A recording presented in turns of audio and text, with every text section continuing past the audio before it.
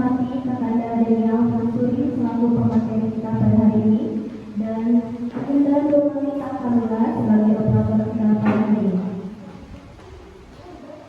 Serta Bapak Ibu jajaran staf desa Kalicinta yang kami banggakan.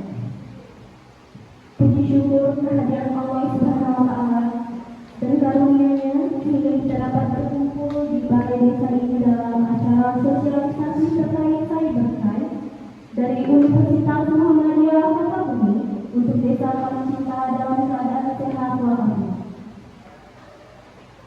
Salawat beriring salam tidak lupa kita tercurahkan kepada junjungan kita Nabi Ibana Muhammad Sallallahu Alaihi Wasallam agar telah kita semua mendapatkan syafaatnya di yaumil akhir. Amin amin ya rabbal alamin. Sebelumnya izinkan saya memperkenalkan diri.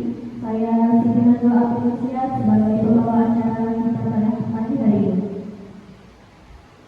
Hadirin yang berbahagia, adapun susunan acara kita pada kesempatan hari ini sebagai berikut.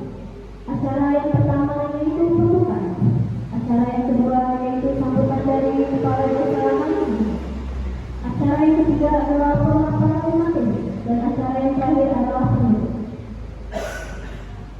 Bapak Ibu yang dirahmati Allah Subhanahu wa Ta'ala, sebelum kita memulai acara yang sungguh mulia pada pagi hari ini, marilah kita buka acara pada hari ini dengan membaca lafaz basmalah. Bismillahirrahmanirrahim. Hadirin yang berbahagia, acara selanjutnya adalah sambutan dari Kepala Desa Kalicinta. Kepada Bapak Suparno, waktu dan tempat kami silakan. Bismillahirrahmanirrahim. Assalamualaikum warahmatullahi wabarakatuh. Selamat pagi, Assalamualaikum. Yang saya hormati para mahasiswa mahasiswi dari UKO Sukabumi. Hari ini yang saya hormati juga Bapak Kepala Dusun, Ibu Sekretaris Desa, para desa, para kasih dan kaum yang terhormat. Agenda ini adalah sosialisasi terkait dengan cybercrime. Kaitannya dengan sosialisasi, tentunya kami selaku kepala desa mengucapkan terima kasih. Mudah-mudahan apa materi yang disampaikan nanti bisa diserap, ya. Karena aparatur desa mau tidak mau sempat bertanya. Jadi saya berharap sosialisasi ini bisa diikuti hingga sampai selesai. Maka dari itu saya berterima kasih hari ini jajaran di Desa Kalicinta satu kehormatan bagi kami yang pasti kami terbuka dan mengucapkan terima kasih. Dan terkait dengan hal ini karena saya juga ada yang harus kami kerjakan, maka kami tidak bisa ikut untuk sosialisasi ya. Nanti biar Pak Kasih Kaur, Pak Kadus yang sudah sekdes untuk mengikuti. Bisa saja dari saya ucapkan terima kasih. Saya akhiri, Assalamualaikum warahmatullahi wabarakatuh. Terima kasih kepada Bapak Panglima atas sambutan yang telah diberikan. Acara selanjutnya yaitu pemaparan materi oleh pemateri kita pada pagi hari ini kepada Kakanda Daniel Mansuri. Silakan.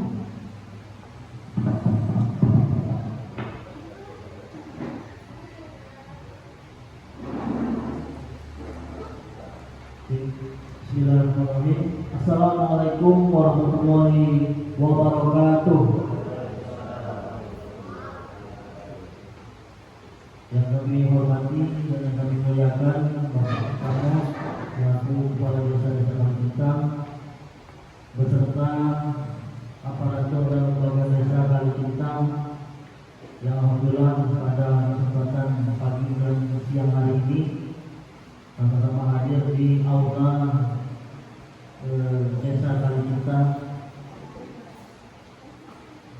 Alhamdulillahirabbil alamin. Wa bihi ala amrin wajib wa ala alihi wa sahbihi ajma'in.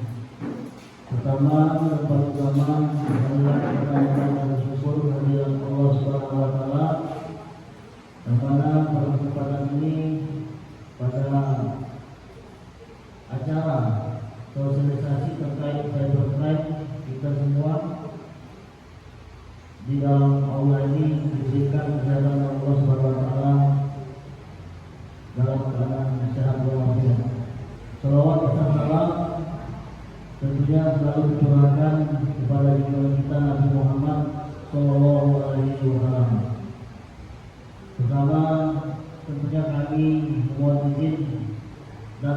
mengucapkan terima kasih yang setinggi-tingginya kepada Kepala Desa serta perangkat Desa Kalincang karena kami sudah diterima untuk melaksanakan sosialisasi di desa Bapak Ibu sekalian. Kemudian sebelum kami memaparkan terkait materi cyberthreat, tentunya kami untuk mengawali apa yang kami sampaikan yaitu memperkenalkan diri terlebih dahulu Bapak Ibu sekalian. Izin saya nama Daniel Bansuri atau bisa dipanggil Daniel Bapak Ibu. Saya di sini sebenarnya belum layak atau dibilang materi. Kami ini kelompok. Jadi di kelompok kami ini saya Daniel Bansuri, kemudian Siti Najwa yang jadi moderator, kemudian Nurmalita Kamila yang menjadi operator pada kesempatan kali ini. Nah, Nurmalita ini kalau tidak salah dia masyarakat Desa Kalincang, cuma di bagian dusun yang di luar ya. Makanya dari saudara Nurmalita juga kami memberikan informasi dan kami memberikan Kades. Alhamdulillah kami diterima untuk melaksanakan sosialisasi cybercrime di Desa Kalincang.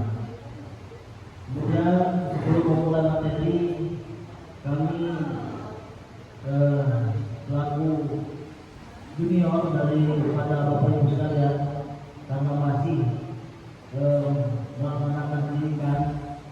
Nah, jadi dalam hal ini kita di sini sebenarnya sama-sama belajar di Bapak Ibu sekalian. Kami mengadakan sosialisasi ini bukan berarti kami menggurui atau mengajari Bapak Ibu sekalian, tetapi kita sama-sama belajar untuk memahami terkait cybercrime ini, karena cybercrime ini merupakan tindak pidana khusus cyber. Jadi kalau di kepolisian itu dia di bawah kesatuan reskrim dan reskrim. Lanjut, izin saya boleh diri teman-teman.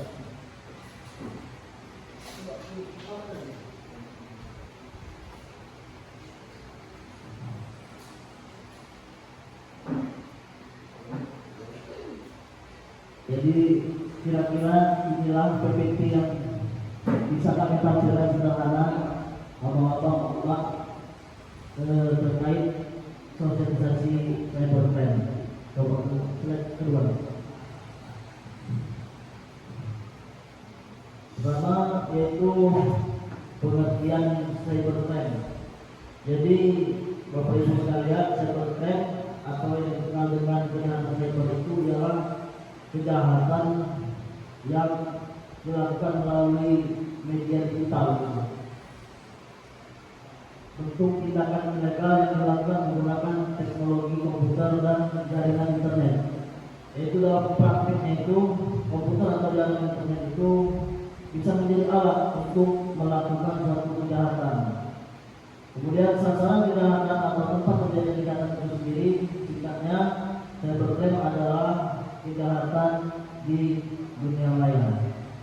Seperti yang kita sama-sama pahami, zaman sekarang ini Bapak Ibu sekalian, enggak dia milenial ataupun Gen Z, kita generasi kolonial juga sudah main HP seperti Facebook, WhatsApp dan lain sebagainya. Jadi ruang-ruang dunia maya seperti itu ya terdampak dan berpotensi untuk terjadinya kejahatan cybercrime. Kemudian pengertian cybercrime atau dikenal juga dengan kejahatan cyber adalah salah satu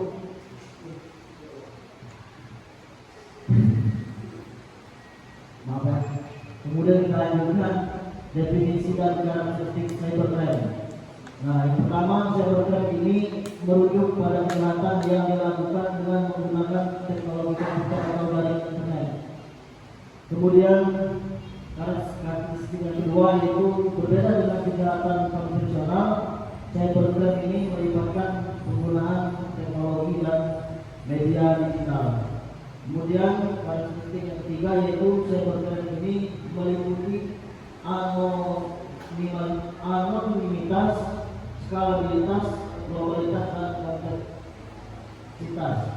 Yaitu anonimitas itu artinya seorang yang melakukan kejahatan cybercrime ini bisa tidak terdeteksi gitu Bapak Ibu, sulit untuk dilacak. Kemudian skalabilitas yaitu skalanya luas, dan globalitas itu dia mencakup kepada internasional atau luar negeri. Kemudian kompleksitas yaitu kejahatannya kompleks dan tidak bisa diukur dengan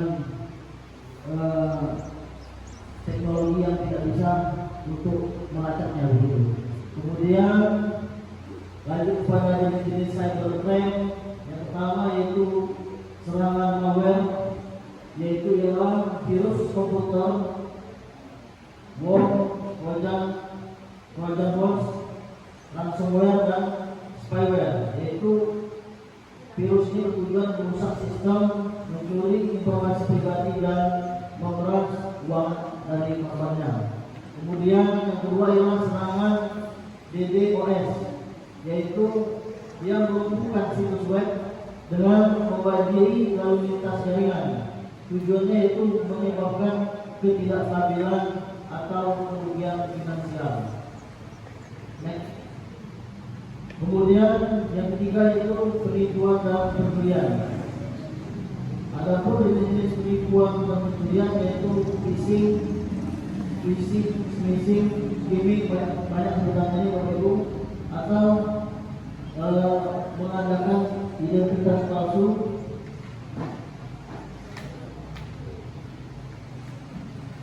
yaitu adalah tujuannya untuk mendapatkan informasi pribadi dan untuk disalahgunakan. Nah, ini banyak yang kasus yang sering terjadi, Bapak Ibu sekalian. Contohnya kalau sekarang ini yang paling marak itu seperti di grup WhatsApp itu ada nomor yang tidak dikenal mengirimkan aplikasi ataupun undangan.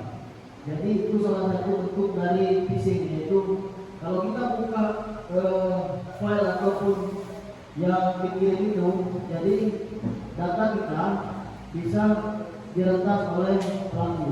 Nah, itu adalah salah satu bentuk tindakan ataupun tindak pidana cybercrime. Maka dari itu kita harus berhati-hati dan jangan gegabah dalam menggunakan media sosial. Kemudian cyberbullying, yaitu penggunaan teknologi untuk mengintimidasi, melecehkan atau merendahkan orang lain. Tujuannya ialah menyebabkan kerugian psikologis atau sosial pada korban. Nah, cyberbullying ini dia menghina seseorang ataupun seorang tokoh, dia tidak secara langsung tetapi melalui media sosial dapat menyebabkan reputasi seseorang itu buruk di halayak umum gitu, Pak Ibu. Jadi sangat berbahaya juga, yaitu salah satunya tadi apa, cyberbullying ini ya. Next. Kemudian yang kelima yaitu kejahatan keuangan online atau sebutannya ini skimming ya. Skimming kartu kredit, pencurian data pembayaran atau pembobolan akun bank. Tujuannya ialah untuk mendapatkan keuntungan finansial secara ilegal. Next. Kemudian faktor-faktor pendorong terjadinya cybercrime. Yang pertama yaitu anonimitas dan sulitnya pelacakan. Nah, seperti anonimitas ini yang seperti yang sudah dilewati tadi, ada 3 jenis tadi, yaitu dia identitas online yang mudah disembunyikan dan sulit untuk ditelusuri. Nah, biasanya pelaku yang melakukan anonimitas ini adalah pakar-pakar digital, pakar-pakar komputer. Jadi kalau sebutan kerennya itu hacker gitu loh. Jadi kalau tidak diimbangi dengan pengetahuan yang cukup dalam dunia digital ataupun komputer, kita sulit untuk melakukan pelacakan. Kemudian membuat pelaku cybercrime merasa lebih aman dan jarang terdeteksi. Next. Kemudian yang kedua, pertumbuhan teknologi dan kecerdasan digital. Penyebaran teknologi internet dan ketergantungan pada perangkat digital kemudian meningkatkan peluang terjadinya cybercrime karena semakin banyak sasaran yang potensial. Selanjutnya, keuntungan finansial. Cybercrime dapat menghasilkan keuntungan yang besar dengan risiko yang relatif rendah. Kenapa demikian? Karena cybercrime ini pelaku kejahatan cybercrime tidak perlu untuk mengunjungi tempat kejadian atau tempat kejadian perkara yang ingin ditipu ataupun dicuri datanya, Bapak Ibu. Karena cybercrime itu dari sini, misalnya kita langsung akses komputer, bisa langsung phishing data yang di Jakarta, gitu. Makanya risiko dari tidak pelaku cybercrime ini tergolong rendah. Kemudian motivasi finansial mendorong para pelaku untuk terlibat dalam aktivitas kejahatan online. Nah, seperti yang kita ketahui, keadaan ekonomi kita sekarang ini sangatlah miris. Seperti halnya kita dalam utara ini, Bapak Ibu, kebanyakan kita itu petani ya, khususnya petani singkong. Sekarang harga singkong turun, jadi ekonomi sangatlah anjlok begitu. Kemudian yang keempat, kurangnya kesadaran keamanan cyber. Nah, ini yang paling penting. Jadi terkadang kita ini tidak cukup memahami gitu. Cyber ini kadang baru dengar gitu. Nah, makanya banyak usaha yang kurang sadar akan ancaman kejahatan cyber ini dan tidak mengambil langkah perlindungan yang memadai. Kemudian membuat mereka rentan terhadap serangan cyber. Lanjut. Kemudian rekomendasi untuk menghadapi kejahatan cybercrime. Yang pertama ialah pendidikan dan kesadaran, yaitu tingkatkan pemahaman tentang ancaman cybercrime dan promosikan kesadaran keamanan cyber di kalangan pengguna teknologi. Kemudian yang kedua ialah perlindungan dan keamanan. Terapkan langkah-langkah keamanan digital seperti penggunaan komputer. Yang ketiga yaitu pelatihan dan keahlian, yaitu meningkatkan pengetahuan dan keterampilan di bidang keamanan cyber melalui pelatihan dan pendidikan yang sesuai. Kemudian yang keempat, kerjasama dan hukum. Jadi kerjasama hukum ini mendorong pemerintah, lembaga penegak hukum dan sektor swasta untuk mengatasi kejahatan cyber atau cybercrime dan memperkuat hukum serta aturan ataupun regulasi terkait cybercrime ini. Nah, sebelum kepada kesimpulan di materi pencegahan tadi, salah satu bentuk dari untuk kita paham mengenai cybercrime ini adalah apa yang kami lakukan di sini, Bapak Ibu, yaitu sosialisasikan terkait cybercrime supaya kita semua dapat terhindar dan tidak menjadi korban dari kejahatan cyber atau cybercrime ini. Sampailah kita pada kesimpulan yang pertama, cybercrime ini merupakan ancaman serius yang melibatkan penggunaan teknologi komputer dan internet. Kemudian jenis cybercrime mencakup serangan malware, DDoS atau penipuan yang cyberbullying dan kejahatan keuangan online. Kemudian yang ketiga, faktor-faktor pendorong termasuk anonimitas, pertumbuhan teknologi, keuntungan finansial dan kurangnya kesadaran keamanan cyber. Yang keempat, penting untuk meningkatkan pendidikan, kesadaran perlindungan, pelatihan, kerjasama dan penegakan hukum untuk melawan cybercrime.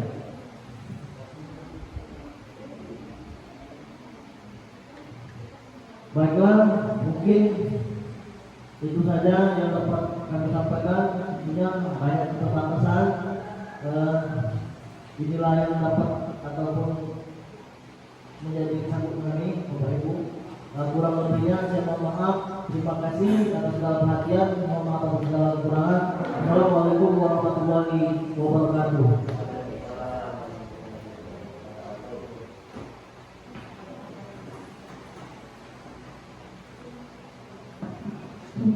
Terima kasih kepada Anda dan yang baik atas materi yang telah diberikan. Baik, setelah paparan materi, sudah saatnya kita diberi tanya jawab. Bagi Bapak Ibu hadirin yang memiliki pertanyaan, kami silakan.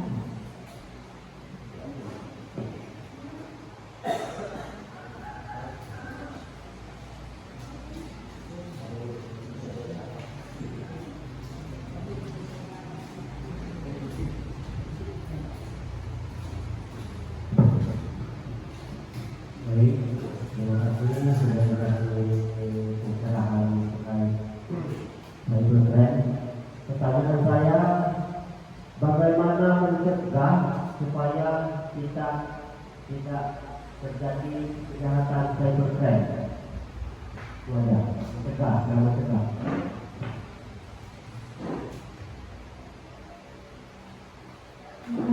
Terima kasih kepada Bapak atas pertanyaannya. Kepada Anda yang penting, silakan menjawab. Izin Pak Dok. Jadi bagaimana caranya agar kita ini bisa mencegah cybercrime itu? Jadi pencegahan cybercrime itu banyak Bang, banyak caranya. Tapi pencegahan yang paling utama itu ialah kita mengetahui tentang cybercrime itu. Jadi ada pun pencegahan yang lain. Jadi seperti kita membuat perasaan kita tidak bisa diretas gitu Bang. Tetapi dengan kecanggihan teknologi, kawan-kawan pelaku ataupun oknum yang melakukan cybercrime ini masih bisa diretas. Jadi pencegahan yang paling utama itu ialah kita ini harus mengetahui. Jadi kalau kita mengetahui tentang suatu kejahatan atau dalam hal ini kita bahas cybercrime, insya Allah kita semua dapat terhindar dari bentuk-bentuk kejahatan yang terkait cybercrime ini. Mungkin itu saja. Bu, adakah yang masih ingin bertanya?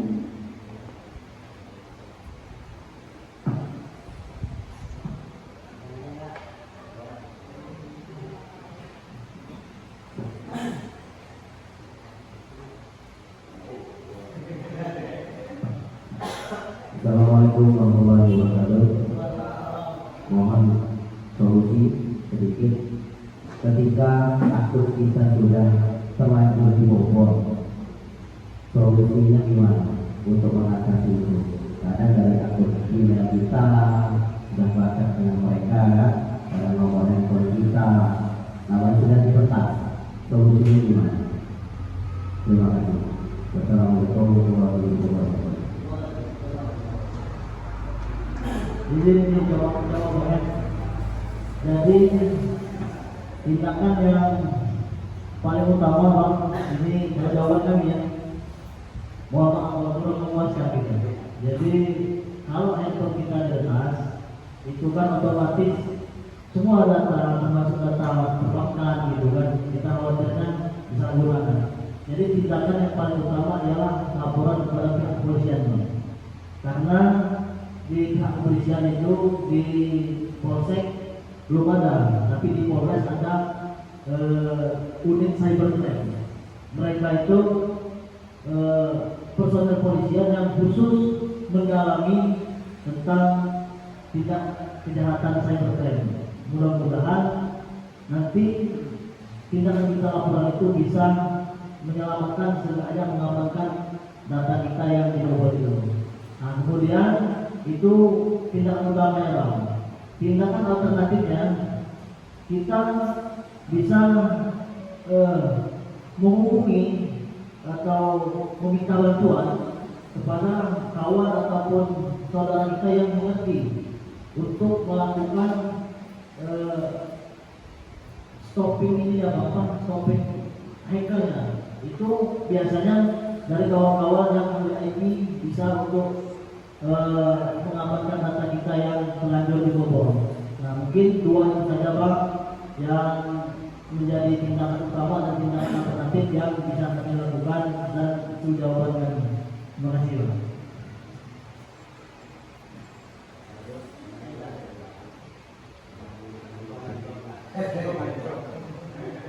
Lalu mungkin dari Bapak Ibu masih ada yang ingin bertanya?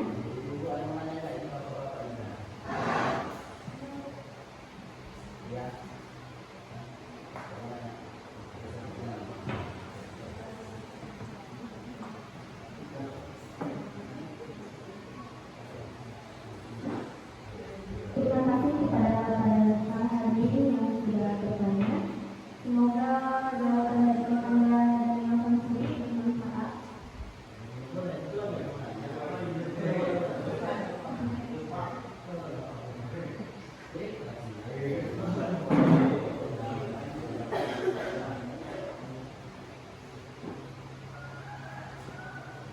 Hadirin sekalian, demikianlah rangkaian acara sosialisasi terkait cyber crime. Pada pagi hari ini, kami segenap penyelenggara acara mengucapkan banyak terima kasih atas perhatian dan partisipasi aktif dari seluruh hadirin. Semoga kegiatan ini dapat bermanfaat dan kontribusi positif bagi kemajuan desa Kalimantan depannya. Akhir kata, saya selaku pembawa acara pada pagi hari ini, mohon maaf apabila ada kekurangan selama pelaksanaan acara. Terima kasih atas segala perhatiannya. Saya akhiri. Billahi fisabilillah. Wassalamualaikum warahmatullahi wabarakatuh.